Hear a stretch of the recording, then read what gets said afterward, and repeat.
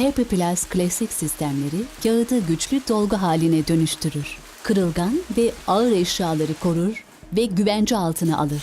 Çevre dostu ve pratik.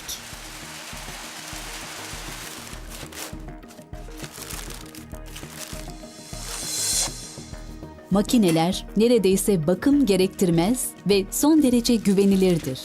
Kullanım, öğrenme aşamasını en aza indirecek şekilde tasarlanmıştır. Rulo değişimi hemen hemen hiçbir zaman faktörü değildir. Çeşitli ağır ürünlerin paketlenmesi için tek ve çift katlı kağıtlar sunmaktayız.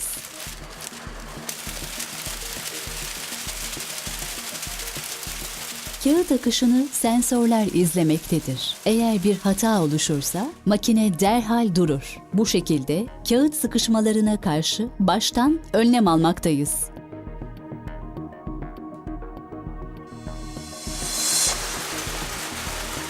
Storpak'ın Paper Plus klasik sistemleri daha fazla hacim ve daha iyi bir dolgu etkisi için patentli bir sıkıştırma teknolojisi sunmaktadır. Tek katlı kağıtla güçlü, iki katlı kağıtla çok güçlü dolgu. Yüksek yığınlama basınç değeri ürünleri çok iyi korur. Sıkıştırılmış kağıtlar geriye doğru yaylanır. Paket başına dolgu uzunluğu ve sayısı 9 farklı kombinasyonlarda programlanabilir. Paper Plus klasik sistemleri endüstriyel paketleme pazarı için tasarlanmış ve her nakliye sürecine adapte edilebilmektedir. Bunun için farklı uygulamalar sunmaktayız.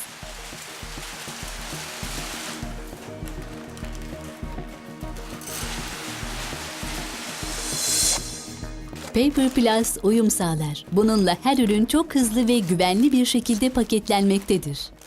Sabitlenir, doldurulur, dolguyla korunur ve sarılır. Storpak'ın çevre dostu alternatifi.